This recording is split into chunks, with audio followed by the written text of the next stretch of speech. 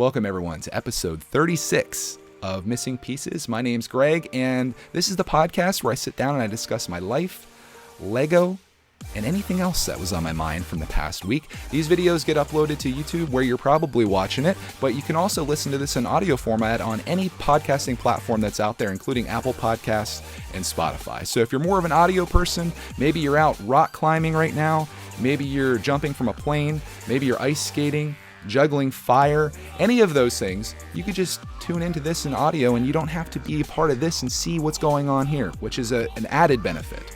But I want to thank you guys so much for tuning in and joining me here. This is my favorite thing that I do each week, and I love it so much, and it's an honor to know that there's a couple people out there that really enjoy this as well. So thank you so much for being here. Quickly glancing over my outline here, I have a lot of topics to discuss with you guys, but before we get into all that, I need to give out my Patreon thank yous of the week to the new patrons that joined us, starting with Jordan. And she wants us to know that there's more adult women watching than we might believe. So just like Transformers, there's more than meets the eye, and Jordan is evidence that it's not just kids watching these videos, FTC. It's not just guys watching these videos. It's everyone. Anyone can enjoy a brickitect video, and that makes me really happy to know that. So Jordan, thank you so much for joining us on Patreon. I also want to give a thank you to Evan of Just a Brick in the Bucket. And this one actually has a pretty funny backstory that I'll share with you here. Just a Brick in the Bucket is a channel that the YouTube gods actually sent me to, I want to say maybe like 2 or 3 months ago. I get on YouTube pretty regularly, as you probably expect. And I always look at the recommendations or the recommended videos because I'm always looking for new channels to subscribe to. And one thing you probably don't know about me is that I really enjoy watching Bricklink videos. I never planned to have a Bricklink store, but what I really love about Bricklink videos is the organization. I like to dream of one day being that organized where you have all your parts sorted out. I like the business end of it. I like seeing people picking orders. I just like hearing all about it, and I find the videos to be very relaxing, and I enjoy them quite a bit. So when I saw this video from Evan titled Restarting My Bricklink Store, I clicked on it and I watched it, and I loved it. It was actually his first video that he put out there, so it was just crazy that YouTube's like out here recommending things. They must know me better than I know myself, because dude puts out one video and I'm like, yeah, that's exactly what I'm looking for. So I watched his video, I subscribed, I left him a comment and all that stuff, and that was months ago. And now here we are 3 months later, and Evan, Just a Brick in the Bucket, joins us here on Patreon. And I thought that was kind of wild. He's also done a lot of other stuff. He's a really good guy. He sent us a Lego set for Clarkman to build, which unfortunately is still in the backlog.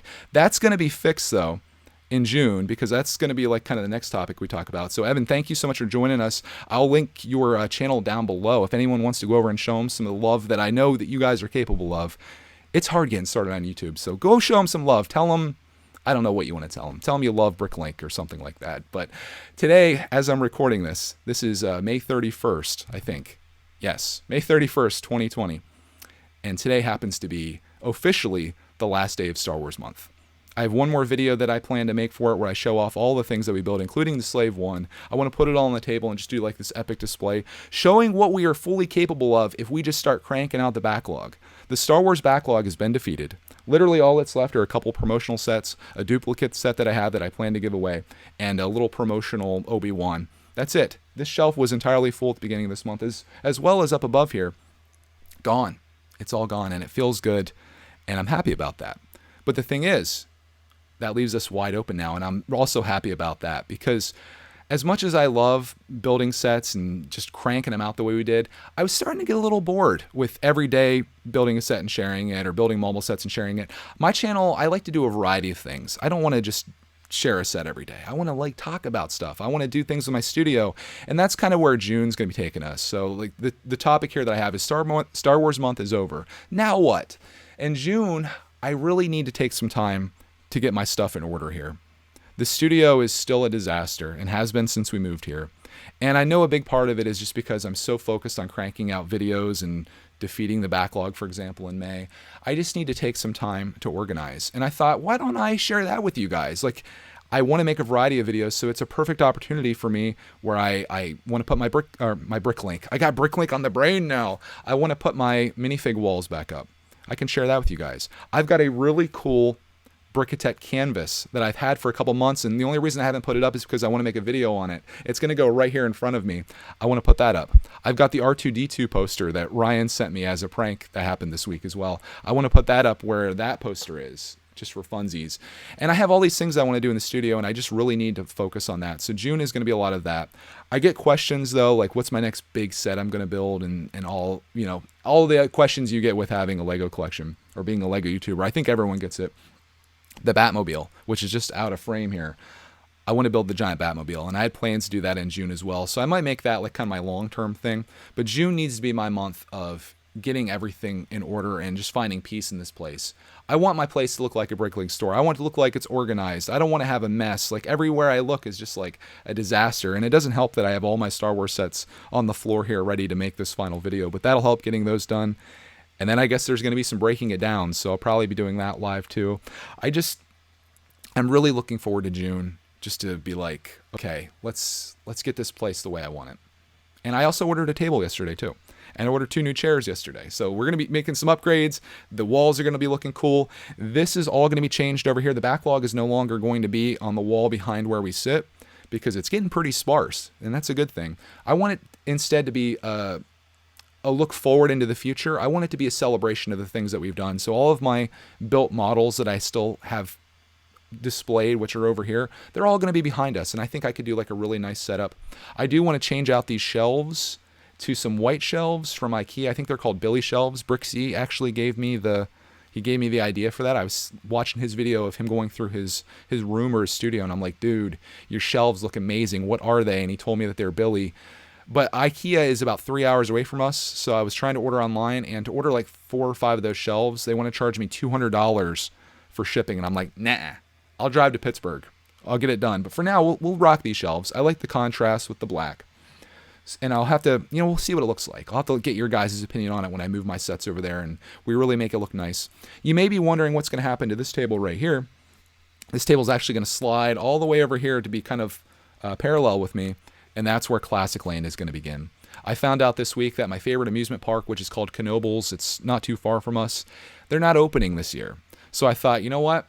I can't go to a real amusement park, so why don't I make my own? And I've been wanting to do this for years. You guys have been on me about it. I've said that I wanted to do it. So what better thing to do than just do it? Star Wars Month gave me that encouragement to know that I can do something. Like, it was a month of builds, and the backlog's defeated in Star Wars. So why can't we do that with Classic Land? Clark has confirmed that he's very much interested in helping me make some attractions for it or some rides. So that should be interesting. But the whole premise behind Classic Land is I'm trying to use mostly basic pieces to make some really cool rides in an amusement park. Like, it's a celebration of what Lego used to be, I suppose. And I'm stoked about it. So I'm getting the new table. Classic Land will be 6 feet long by 30 inches wide.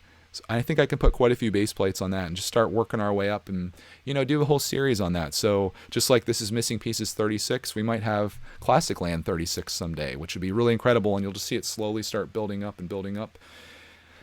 It's going to be cool. I also came up with an idea in terms of like building for like a community thing for brickitect. I don't know if I'm actually going to do it or not, so I'm going to hold off on discussing it at this moment because I kind of want to get an idea of how I'd want to do it. But it's kind of a cool thing to do, like almost like a community build of sorts, where people that send us mail kind of participate in it. And I think it'd be like a really cool thing to do, and we give like a focus to mail time instead of Hot Wheels. We have too many Hot Wheels, guys. I'm going to put this out there right now. If you want to send us stuff in the mail, I love it. It's really fun doing mail time, but our Hot Wheels collection's getting out of hand. Clark Man has more Hot Wheels than one kid can ever play within a lifetime. So please limit 1 Hot Wheels per package if you do send one. He does enjoy them, but it's getting to be a lot. And eventually I'm probably going to have to start donating them. So if you want to, like if you really want to get rid of your Hot Wheels collection and you thought Clark would enjoy it, just go donate it at Goodwill. There's probably some kids out there that could really use those a lot more than Clark, who probably has like 2,000 Hot Wheels at this point. That's my public service announcement there. But other than today being the last day of June, how did I just go back to the future? I'm back. I just came back in my DeLorean. Today's the last day of May. Tomorrow's June 1st, which means that Lego is going to be putting out some new sets. And I've gotten some questions on what I'm going to buy. The first thing, of course, being that I have a Minecraft brickitecter with me, is the Minecraft Dungeons set, the Redstone Battle, I believe it's called. And of course, Clark loves that one. I'm going to be snagging that day one. I've pretty much given up on getting discounts on Minecraft sets because they don't go on sale. Walmart occasionally, but like every 2020 Minecraft set I bought was at full price. I don't know how I feel about that. Actually, I do know how I feel about that. Clark enjoys the heck out of them. I enjoy them as well. We have fun building them. Do I need to save $4 on it? No. Just buy it, enjoy it, build it, put it into Minecraft World, Clark City. If you guys didn't know, Clark has his own Lego city called Minecraft World. So there will be a Minecraft Dungeons set in Minecraft World here very soon. I also want to get... Oh, my computer's about to die. Please hold. You think after 35 episodes of doing this, I would have my computer plugged in and charging while I do this. But we were playing some games last night, which we'll talk about later. And my charger was upstairs. Talking about the other thing that I want to buy through Lego. And I don't know if it's going to be available or not because I don't see it on their website right now. But I want to get that Iron Man helmet. And I know most of you are thinking like, Greg, that thing is terrible. It looks so bad. And I know it does. I'm getting it just so I can have fun with it. I want to build it up and then I want to modify it heavily to make it look absolutely ridiculous. Maybe super creepy, maybe super funny. I don't know yet, but I want to get that just to play around with. And I like those helmet type things. It's just the Iron Man one. The proportions are just wacky on it. It's way off. Like it should be like longer than it is wide. I don't know what it is, but it's terrible. And I'm buying a terrible Lego set. Not something I typically do, but in this case, I think it's going to be fun. Another thing that I considered getting, and I'm still on the fence on, the Monkey Kid sets. I think they're kind of cool. The prices are high.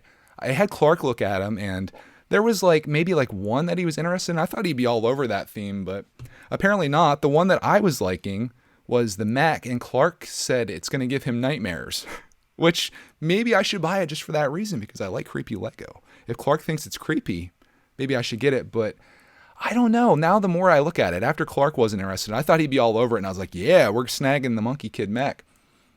He doesn't like it. And I'm looking at it, and I'm seeing the material that they use to cover it and stuff, and I'm just like, I don't know if I should do that. So I think I'm going on a holding pattern on Monkey Kid, at least for right now. One other set that we happened to casually come across when we were looking at those was the Minion set, and Clark liked that. And I don't have any experience with Minions. I've never seen the movies, but I think the set's cool. It's like a buildable Minion figure. It's maybe this tall, and then the back opens up and there's a play set inside. It kind of reminds me of a Mighty Max from back in the day. I like that set too, even though I don't have any Minions experience. That's kind of an option. The main thing that I need to do though, and why I'm hoping the Iron Man helmet's available along with the Minecraft Redstone battle, is that if you spend $85 starting tomorrow or tonight at midnight or whenever, you get this little Hot Rod gift with purchase promo. And I really like that. I think it's cool. You have to spend $85 on that. So we'll get there. It's not hard to spend $85 on Lego. Not hard at all. I've learned that many, many times. There's also another set, though, that came out that I know you guys are gushing over, as am I. The Lambo. Oh, my gosh. Lamborghini. It's lime green. It looks amazing. The price is insane on it. $380. Actually, not insane. Let's not say that. It's fair price for it, honestly. But it's, in terms of actual expenditures, it's a lot of money to spend on a Lego set. And we discussed this a little bit last week. I won't get into this too much. I talked about the prospect of buying an RC car versus that Lego set, or any Lego set in particular, and the value proposition that you get from one thing versus the other. And I'm not going to go into that again. You can make that decision for yourself. Some people may get a heck lot more of a value out of a $380 Technic set than they would a $100 RC car. That's how it is. We're all different. And I'm still debating that. There is one thing, though, that I pretty much spent that amount of money on this week that I'll save until next week's topic because I want to wait until I have it and experience it. But I bought something really epic that, in my opinion, is way, way, way cooler than a Technic Lamborghini. But I don't want to reveal it just yet. I'm going to keep it as a surprise. We'll build the hype up a little bit. But it was almost $400 for this thing, and dude, it's going to be crazy. It's going to be crazy. I'm going to hold off. That'll be next week's topic. So maybe you guys can guess what it is that I got. This week in brickitect, which is my gaming channel, youtube.com/gameritect, GAMERITECT. That's difficult to spell. Also, twitch.tv/gameritect. We started playing a game that I discussed last week. It's called Minecraft Dungeons. It was a game that Clarkman and I we found out about a couple months ago. And found out it was coming out, I think May 26th or 27th. And unlike many Lego sets, I bought it the day it came out. And it's one of these games, many of you probably have seen games like Diablo, where it's kind of like the overhead isometric view, and you can play with up to 3 other people, and you go through all these different levels where you're like just hacking and slashing enemies, and they drop loot for you so you can upgrade like your armor, your weapons. Like you have a ranged weapon like a bow and arrow, you have a sword or daggers or lots of other like cutting weapons, and you also get enchantments and stuff. And we have like the dog that comes out and helps us fight, and I have a llama now that comes out and helps us fight, and you can do all these healing spells, you can do these ones that cause damage. It's wild. It's a really wild game, and Clark and I got this, and him being only 5 years old, I don't know what the game's rated for, but he was doing pretty dang good. We were cranking through. You kind of have to work together a little bit, and that becomes more important as the levels go on. But Clark initially is like doing a speed run where he's just blasting through. I'm like, wait up! I'm like running after him, trying to kill the guys. But we kind of got on the same page, and we're doing really good. We're cranking through this. We've live streamed every moment that we've played this game so far on Twitch, and I'm uploading the videos here on YouTube as they process and become available. We played like an hour and 20 minutes the first day, cranked out 3 levels. There's a total of 9, by the way. Day 2, we played for like another hour and 20 minutes, cranked out 3 levels. Day 3, we finally got to the 7th level, which is it's the desert level. And we have literally been stuck in that level for the last like 2 gaming sessions that we've had. We've played this level like 5 times. And the level's like 30 or 40 minutes long. And it is absolutely brutal. The game somehow went from being like this very easy, just kind of hack and slash, go through, get some cool stuff. Like the recommended levels were level 4 and we were level 10 at the time. So we're just destroying people. And now when we get to the desert, it's level 10 is what they expect you to be, and we are like level 11 or 12, and now I think we're up to 15. So we constantly are keeping like the grind going and working our way up. But man, it is brutal. It's tough. It really is. So we're going to try it again today, I think, this morning. We're going to try, after this is done processing, we're going to try to do another run at it. I've considered maybe just playing it by myself without Clarkman, potentially, because when you're playing with 2 people, you both really have to be aware. You have to know when and how to use things. You have to like heal the other person. And we got to the end of the desert level at one point where Clark was down like a couple times. He'd be down and I trying to revive him, because one person could go down. If the other person revives him, it's good to go. You're fine. But if you both die, you lose a life, and you only have so many team lives. And when you lose all those, it's game over and you have to start the whole level over again, which has been what's happening to us. The one time that I played it, I literally beat the boss. We keep dying on the boss, by the way. It's like the final boss. We keep dying to this boss. And I killed the boss. Clark was down. I couldn't revive him because there's so many people around him. I finally like kill the boss, and Clark is laying there, and there's a few people left. So I'm like, okay, I'm going to run over and get him. And as I'm reviving him, I get killed. And that was it. That was the closest we ever got. I literally killed the boss. And all you had to do was just exit the level with the 2 of you, I believe.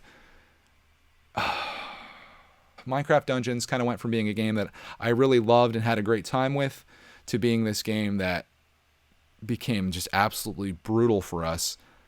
And I'm going to keep at it, though. I'm not going to give up. It's one of those things that I think you have to keep practicing with.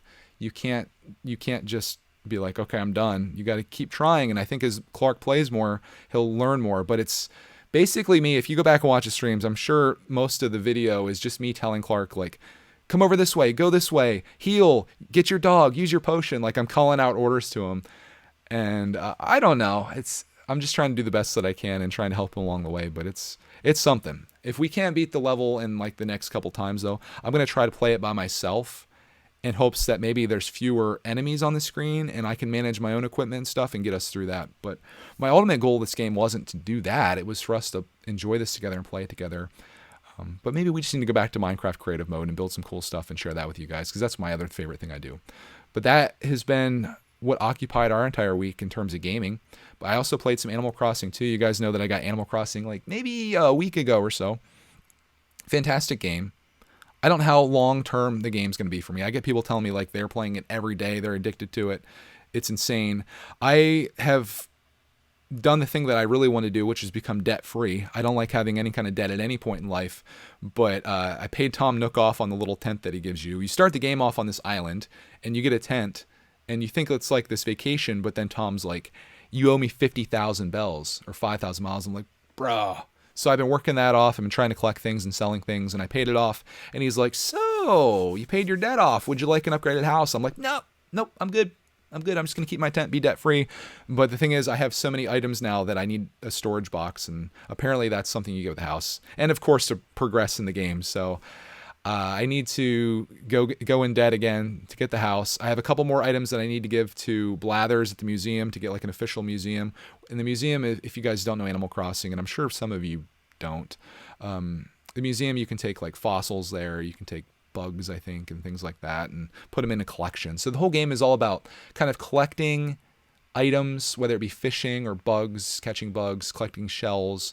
You're trying to find all these things in the level or in the world, and then sometimes you sell those things off, and it allows you to buy things or make things for your house. The whole idea is your house is supposed to become like really epic with all kinds of cool stuff and personalized things and clothing and all that. So yeah, I don't know how, like I said, the long-term effects of the game, I feel like if this is all it is, where I'm just constantly like collecting things to sell them to upgrade, I don't know if that's enough of a draw to keep me there. I like Minecraft, and not only survival, but also creative, just because it's like such a creative experience where you're like building things and there's no limits. This kind of seems a little repetitive, and I'm curious to see what you guys think about that. Like, obviously there's people been playing this game since the day it came out. What keeps you drawn into it? Like, what is the driving force of the game after you've done this so long? I'm really curious about that. That's what I've been doing in gaming news.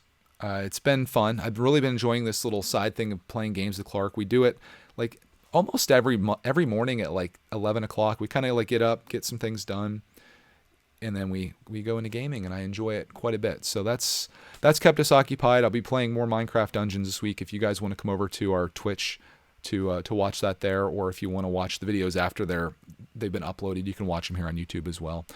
I did one other thing this week that I want to share with you guys. I always do a segment here called Movie of the Week. And this is going to be an odd one. You may never heard a Lego YouTuber talk about this particular movie. It's called March of the Penguins from 2005. It's an oldie but a goodie. I've never seen it before. I was looking for a show or a movie that Clark could watch with us and we could watch as a family. Maybe something that's not like R-rated or whatever. March of the Penguins certainly isn't.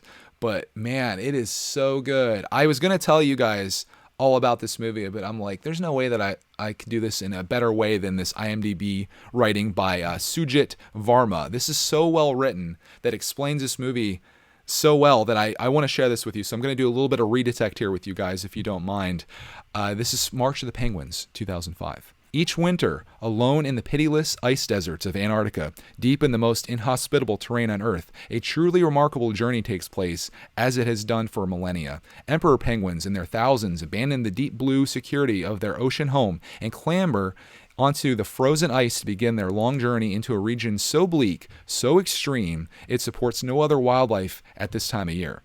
In single file, the penguins march, blinded by blizzards, buffeted by gale-force winds, guided by instinct, by the otherworldly radiance of the Southern Cross. They head unerringly for their traditional breeding ground where, after a ritual courtship of intricate dances and delicate maneuvering, accompanied by a cacophony of ecstatic song, they will pair off into a monogamous couples and mate. The females remain long enough only to lay a single egg. Once this is accomplished, exhausted by weeks without nourishment, they begin their return journey across the ice field to the fish-filled seas. The male emperors are left behind to guard and hatch the precious eggs, which they cradle at all times on top of their feet. After 2 long months, during which the males eat nothing, the eggs begin to hatch. Once they've emerged into their ghostly white new world, the chicks cannot survive for long on their father's limited food reserves. If their mothers are late returning from the ocean with food, the newly hatched young will die. Once the families are reunited, the roles reverse, the mothers remaining with their new young while the males head, exhausted and starved, for the sea and food. While adults fish, the chicks face ever-present threat of attack by prowling giant petrels. As the weather grows warmer and the ice floes finally begin to crack and melt, the adults will repeat their arduous journey countless times, marching many hundreds of miles over some of the most treacherous territory on Earth, until the chicks are ready to take their first faltering dive into the deep blue waters on the Antarctic. How do you not want to watch that after reading that? It's incredible. Oh my gosh, it was so good to watch this. And the thing that really struck me with this movie, among anything else, is just how precious life is and how amazing it is that these animals are able to exist in this just inhospitable, barren wasteland of Antarctica. And like, so they march, as Sujit said, they march to this breeding ground and they find one mate. These two penguins come together, and that's who they're going to be with the entire year. So they mate, and then the females, after they lay their eggs, which is a little while later, of course, they have to leave because they need to get food to survive. In the meantime, the males are holding these eggs between their legs, and they're all bunched together because it's so cold. This is the winter time there. So the crazy thing is, like, during this process, any number of things can happen. The mother who left to get food because she's going to come back and raise the little baby penguin, any number of things can happen. She could die of starvation or die on the walk or the march. She could die in the ocean from other predators. Any number of things can happen in that regard. On the other end, with the male, any number of things can happen there as well. The male could drop the egg or lose the egg and the baby's done. Like there's nothing coming back from that. Or the male can die of starvation. Or if all that goes well and say the male survives and the female survives, on her way back, the little babies hatch. And they have like 2 days, I think they said, that they can live without the mother getting there. And the male has like a little bit of food reserve somehow left while it's starving to feed the baby for those first few days. But if the mother doesn't make it back in time, the baby can die as well.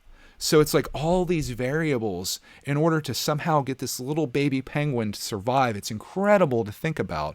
And then I think about the heartbreak and the how sad it would be to be that mother, for example, that just walked all this distance to go get food to come back to your baby, only to find out that the egg broke, or to find out that you didn't get there in time. Or the dad, for example, who's waiting there with the newborn baby who's alive, and then the mother never returns because she was eaten or died along the way. It's just so heartbreaking. But it's also so amazing that all these things happen. And I'm just blown away by the instincts of these animals. The fact that they know each other. Like when the mother leaves, she's gone for a long time feeding.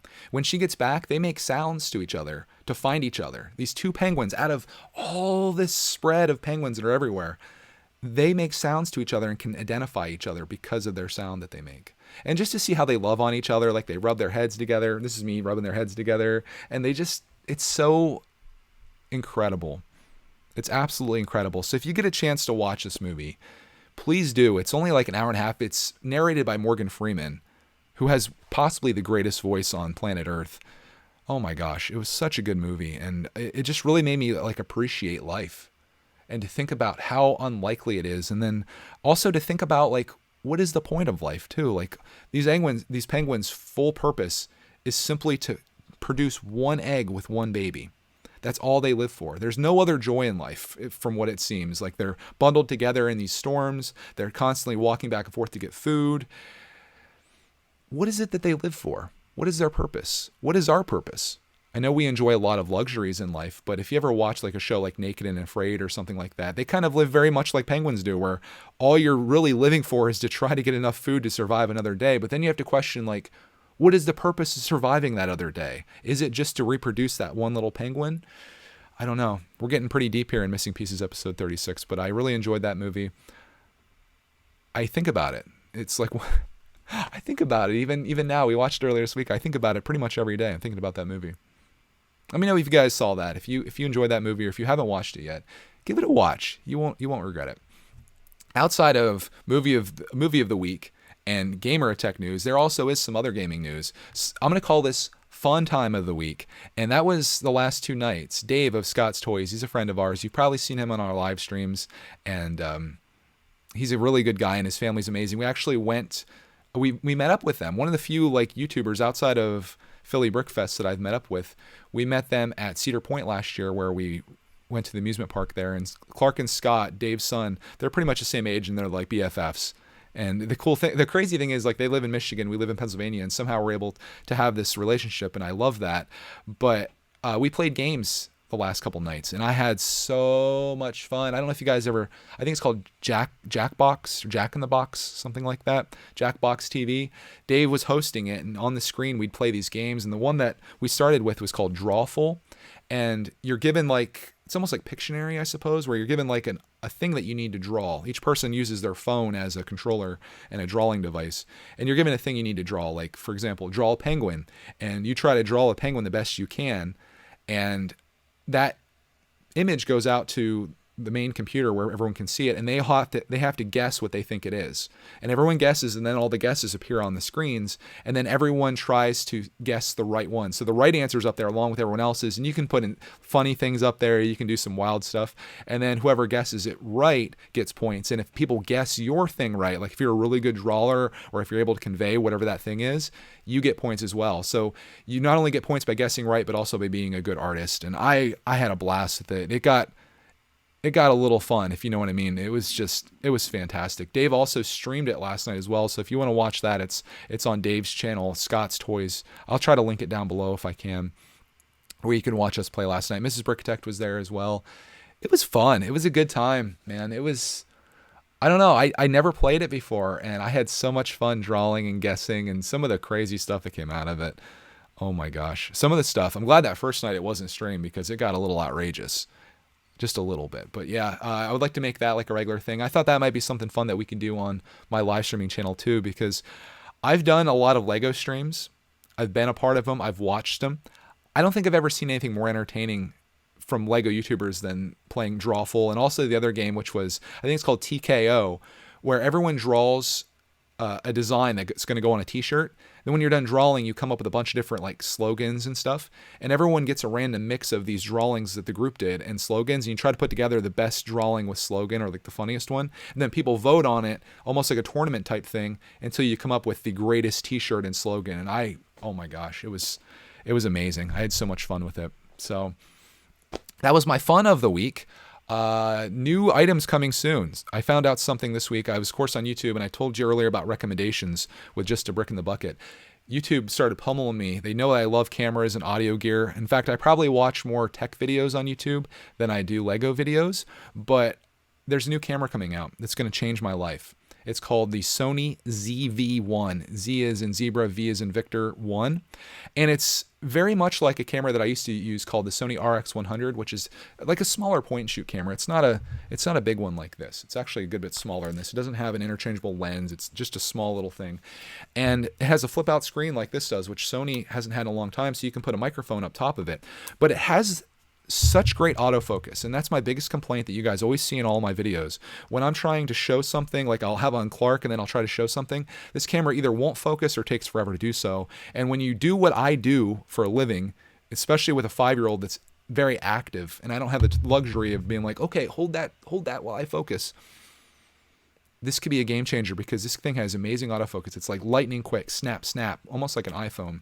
But it has this thing called product focus. So for example, if it's focused on my face right now and I put this thing up just like that, it'll instantly snap to the thing that's closest to the lens.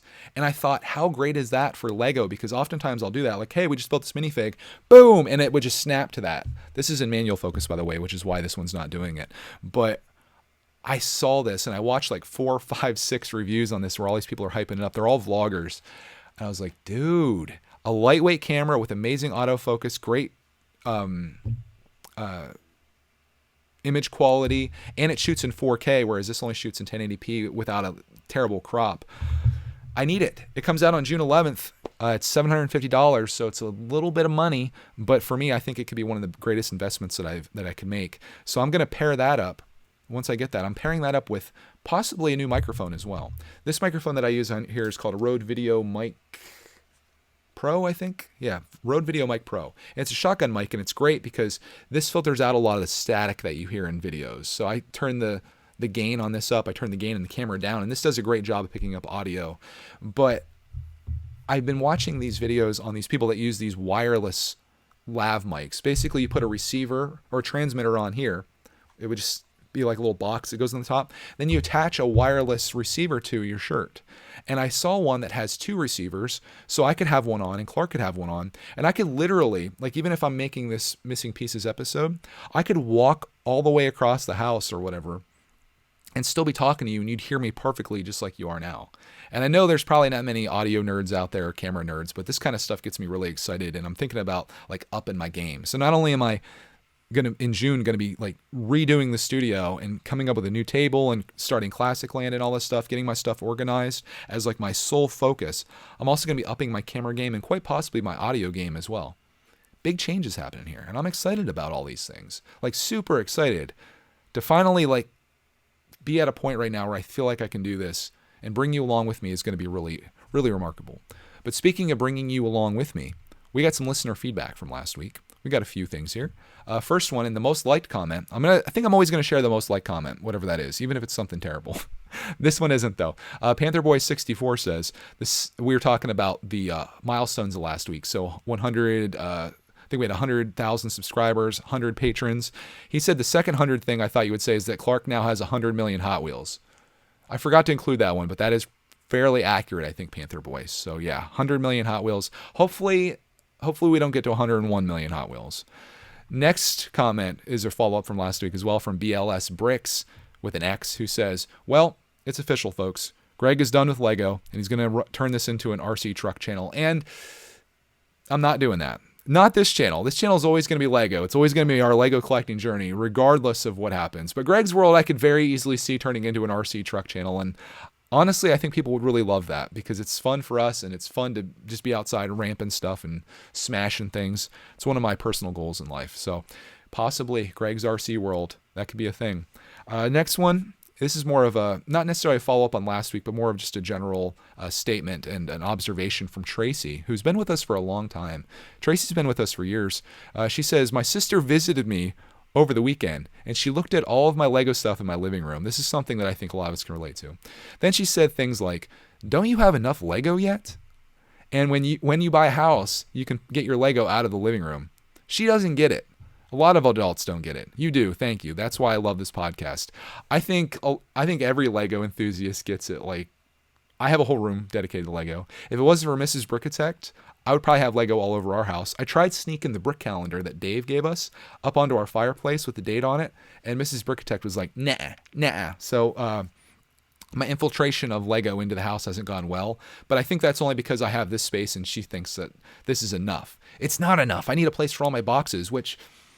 Speaking of that, box lives no longer matter. You're going to see me in June flatten out all of my big Lego boxes. I'm going to be playing very sad music while I do it probably. But it just needs to happen. It's not sustainable. We've talked about this enough. It's time to do it. I'm going to do all these things that we're talking about here in June, and it's going to be like a month of transformation here, and I'm excited about that. So we'll be talking more about that in next week's episode of Missing Pieces, I'm sure, because I'll have a whole week into it. We'll see how far I get, what I get accomplished. I can give you updates on all the things I talked about this week, including the top secret thing that I'm getting in the gaming space that's going to be remarkable. If you're a patron, you already know what it is because I revealed it there. Mrs. Brickitect isn't happy about it. She's not. She doesn't know about the purchase, but she doesn't like the thing that it is. We've talked about this type of thing before. I should probably just stop talking about it. We'll talk about it in this coming week, but it's going to be really cool, and there's going to be a lot of cool things happening here as well. I'm stoked. So that's it for this week's episode. If you do want to support this podcast, the number one thing you can do for any YouTube creator that has a Patreon is to go support that Patreon. There's different tier levels there that you can join at least on mine, and I think most other people's, but $5 a month gets you in at, I think, probably the best bargain. You get access to our live streams. We do vlogs. I do streams there all the time, and it's a lot of fun, and it's a way different experience than doing streams with the general public because it's just like a focused thing with just a few people, and it's great. I love doing those. I do one every Friday night at 7 p.m. Eastern. I also do one Tuesday at like noon Eastern, and then we've been doing them periodically like on miscellaneous days during the week too, where Clark was building a transformer that you guys haven't even seen yet. You got to join us on Patreon. I'd love to have you over there. You can also leave a comment on this video. You can give me a topic to discuss next week. That's always nice, so I don't have to come up with things. You don't have to listen to me talk about Minecraft dungeons and cameras the whole time. You can direct it a little bit. You can leave a review on Apple Podcasts. That's always helpful, too. I'm trying to get up to the #1 slot on Missing Pieces because three other people have the Missing Pieces as the title of their podcast. And if I would have looked into that, I would have called this something else. But I think it works well. In addition, if you're watching this the day that it comes out, like right when it comes out, we're doing a 100,000 subscriber community stream on Brickitect Live this afternoon. For the majority of you, this will already happened, but you can watch it back, hopefully. And it's going to be me and Mrs. Brickitect. We're going to be having people come on just to chat with us. And it's going to be great. I just want to do a thing where I can meet you guys. And last time we did this, which is like maybe a month or two ago, it was a blast. Nothing but positivity came from it. Good kids, mostly kids, were on there, and I loved it. So that's it for this week. I'd love to see you there this afternoon. I'd love to see you on our Patreon. I'd love to see you in the comments. I'd love to see you anywhere, but I'd love to see you on Missing Pieces, and hopefully we can find you in the next Missing Pieces episode. That was good. That was a good outro.